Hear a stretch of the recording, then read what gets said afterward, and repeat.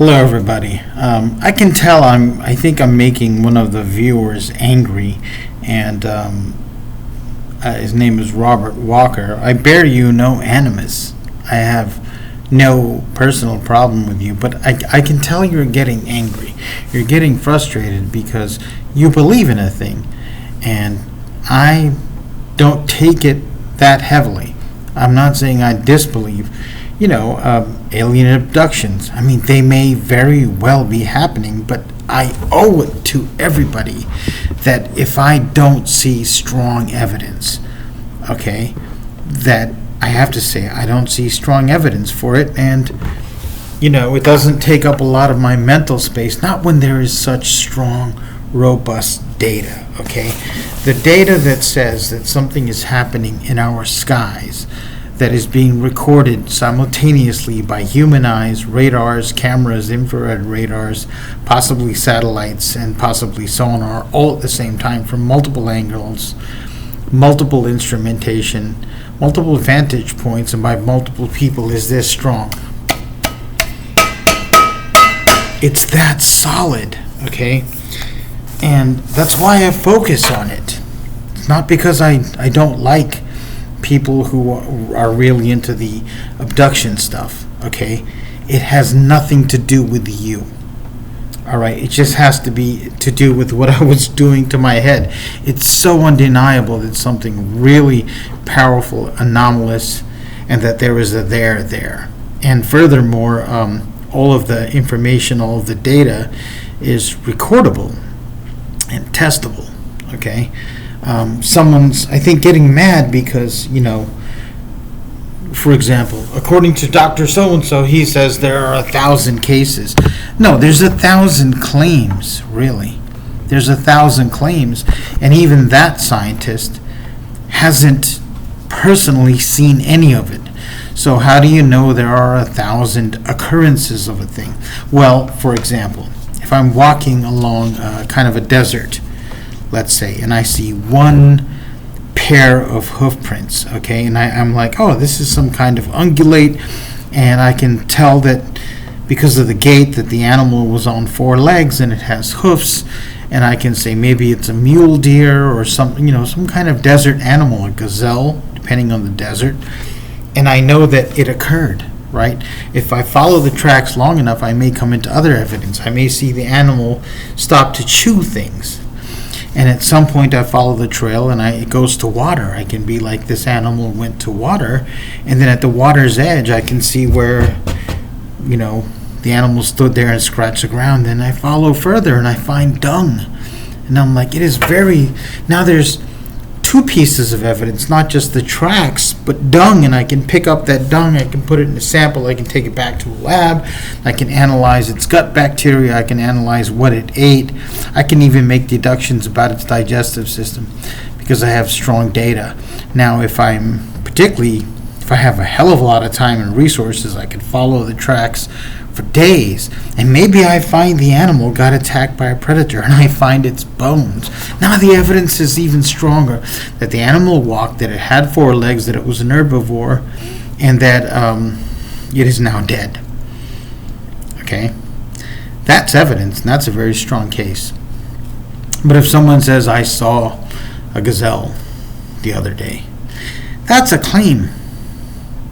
And I say, where was it? And they take me to the desert, and I can't find any tracks. I don't find any dung. And what if the desert is like the Sahara Desert, where it might be miles before you get to food? I'm like, how is this animal living here? And it's hundreds of miles away from water. There's no oasis. And I'd be like, it's very unlikely that we can prove that this gazelle was here. Now, if I'm in a different type of desert and I see many different tracks of the same animal and a few tracks of different animals, I'm like, in all likelihood, the explanation for this is that there was a mixed herd of animals, and it's mostly this one type of animal based on these tracks, but there is another. And then if I have time, I can follow the tracks. I might find the dung.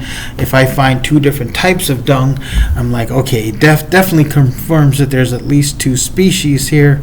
And if I find that there are very similar tracks but of different size, one hypothesis is there are young animals here, or that the male and females are dimorphic. This is science. This is how we investigate claims. And if you show me the pictures and show me the film and show me the dung and show me the lab reports, I have to be like, there is nothing I can say to contradict your theory that this was caused by a herd of animals, and that there were at least 2 species there, and there appeared to be either a sexually dimorphic species or that there was youngsters. Okay?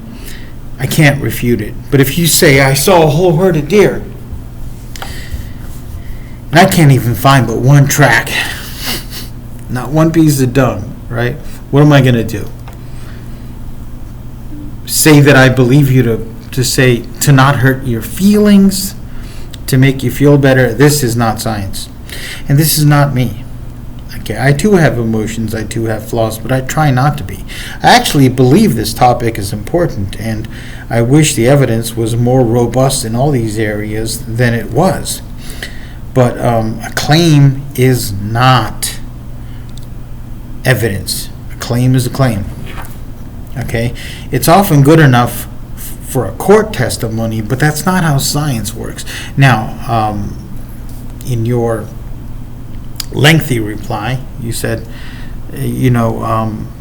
there's hundreds of cases of people being paralyzed, floating in the air, and going through walls. Okay, that's actually a testable hypothesis. So even if you don't have a recording of the event, here's something you can do, anybody can do, to make me push towards saying, hey, there's some strong evidence there.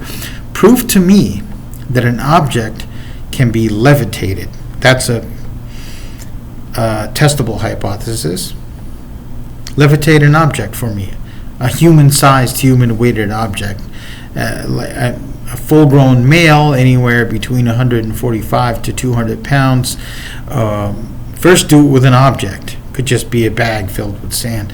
Then do it with a living creature, and then just levitate it and move it around a substantial distance. I'm like, okay, let me check that off the list. That's a possibility. I'm starting to move towards your case, but there's no recordings of that. Now, separate claim. Show me a method of paralysis that completely paralyzes a man-sized animal and but can keep it conscious. Show me one. And that does it without an injection, without gas, without restraints, with zero contact. That's a whole separate claim. Okay? If you can show me that, I'm like, wow, we have that. I can start making hypotheses. Maybe this is how these alleged greys do this. That's the mechanism. There has to be, show me a mechanism. Now, another claim is that a man-sized object can go through solid matter. Show me anything going through solid matter. Dude, show me a grain of sand going through a particle board wall. It will be one of the most miraculous things. If you can do that, you can write your own ticket for the rest of your life. Okay? No one's done it. No one's, right? Let alone a man-sized thing. Now, put all that together. Show to me that there is a combination of factors. Say you've got a large deer, a small mule, a very large dog, not a human volunteer, but a living animal, remotely paralyze it, yet keeping it awake and aware, but unable to move its limbs, then levitate it in the air and pass it through a wall. Let me tell you something. I will probably spend the rest of my life making videos saying, look, this is some very strong evidence that it can be done, right? There is no evidence like that. There are claims. Do you see what I'm saying?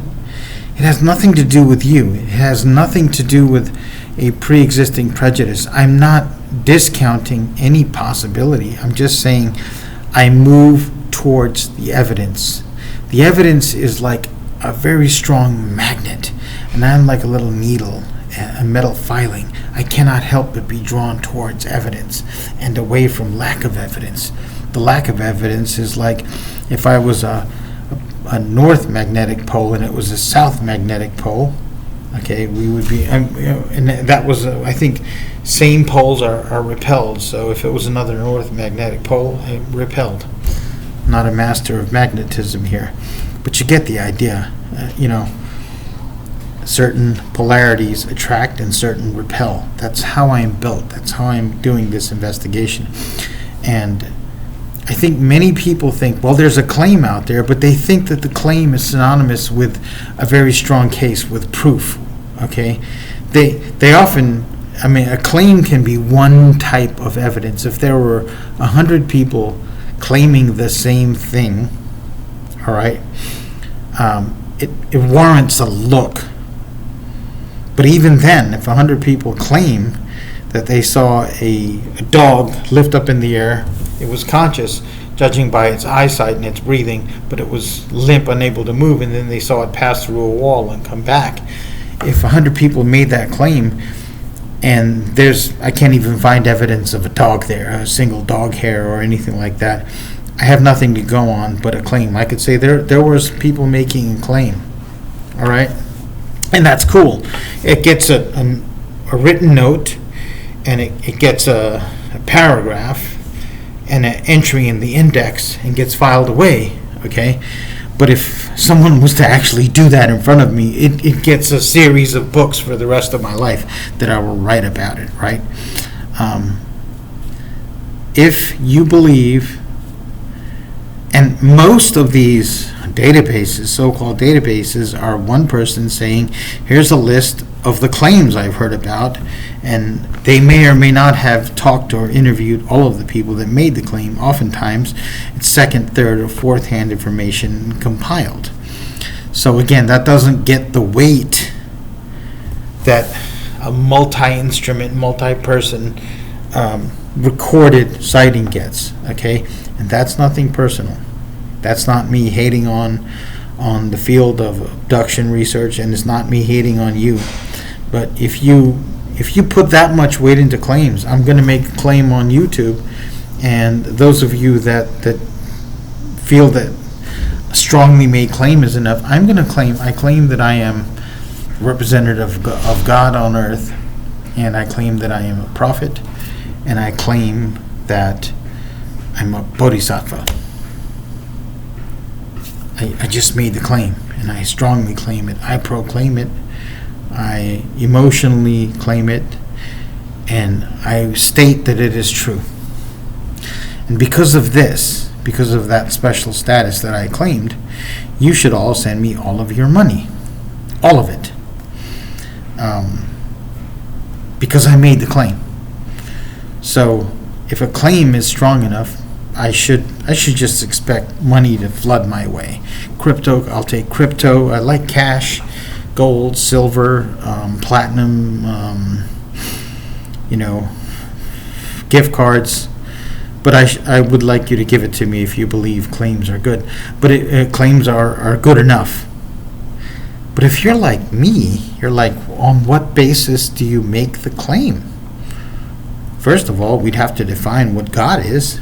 And there are many definitions of gods and goddesses, and even amongst the monotheistic religion, there's very different conceptions of it. I mean, the Christians, most Christians believe in a Trinity, and the God they worship, they call Jesus Christ, the Son of God. So there's a God, but there's another God, but you're praying to this God. And they will pray to saints, and they will call themselves monotheists. Now, if you look at Jews and Muslims, they have a monotheistic God, but my research into Judaism and Islam tells me that even then there are many differences and many esoteric branches of that. So, and then prophet. I believe that there are criteria for prophet that differ from monotheistic religion to monotheistic religion, and there are similar positions in paganism, shamanism, Hinduism, and they're a little bit different. So you'd have to look at how would you even define that, and so on and so forth with all parts of my claim. And You would be like, well, how would I know this to be true? If I believe in monotheism, how would I know and believe that you are a messenger of God? If I believe in prophethood, how would I know that you are a prophet and not a false one? Right? And if I said, I am a living bodhisattva, well, what is that? What would be the nature of a bodhisattva? What would be the nature of someone with such divine presence? And then I would find ways to test it. You might come up to me and interact with me. If I was a bodhisattva, for example, I should be filled with compassion and Buddha nature. And you might test me. You might observe my character in my daily life. You might say something bad to me and see how I react. Right? And I think there's a lot of superpowers attached with bodhisattvas and things. Maybe you would, throw something at me and I would stop it with my chi. Right? And if you say you were Islamic, they don't believe that there are any more prophets in the future. They believe their prophet, that was it. Jews and Christians, especially Jews, they believe in prophets. But, you have to meet certain criteria. And I think any Jewish scholar would immediately begin asking me questions upon such a claim if he wanted to. If he they might be like, this whole claim is so off-putting. Who would claim such a thing? Even a prophet wouldn't claim such a thing. But I would at the very least have to predict the future and perform miracles, wouldn't I? Like the Christian church, Christians believe in miracles, and if you can't perform miracles, you're not really a saint, no matter how good you are, right? So on and so forth. You would find a way to test my claims. And then, based on assessment and testing and evidence and maybe repeated testing, and you might even call someone else to repeat the test, just like scientists do. And then you would make a determination. And determination might be, there's no way for me to verify this. Or you may be and you may not. So I'm going to call this undecided and move on with my life and keep my money, right? And even if you did say, well, you are representative of God, you are a prophet, you are a bodhisattva, a seer, a shaman, that doesn't mean I have to give you money. That might not agree with your interpretation of whatever scriptures you believe in. Well, science is actually like that. I'm giving this to religious terms because I think a lot of people that come from religious backgrounds or were raised around religious people, we all were, they can relate to that you just don't go around claiming a certain status, and that if you do, you are likely just profiteering, you're a huckster, right? Science is the same way. An investigation is the same way. We investigate. We find testable hypotheses, and we test them, and we retest them, and we examine them. I don't think many people understand, like if you want to talk about the theory of evolution, people say the word theory dismissively. Becoming an accepted scientific theory means you have been tested and retested, sometimes for generations in many different ways, and they just can't find a way to refute you. So that theory becomes a widely accepted theory, but we know that knowledge isn't really finished. Now, there are some things we call scientific laws, and those are theories that have just been so thoroughly tested that we haven't found alternatives sometimes in over a century. And so we're going to have to give this a higher status, but still we know that new evidence and new testing methods may overturn it all. So it's not personal. Okay?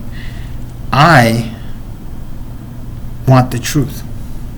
And I believe that there are things out there that are showing themselves to be very significant, and that knowledge of them will give us knowledge, wisdom, understanding, and capabilities that will improve our lives and maybe give us advances in medicine and technology and so on and so forth, make us safer, make us more secure, or at least remove insecurity and unsafety. And if it's that important, it's worth testing the crap out of. Okay? It's not personal.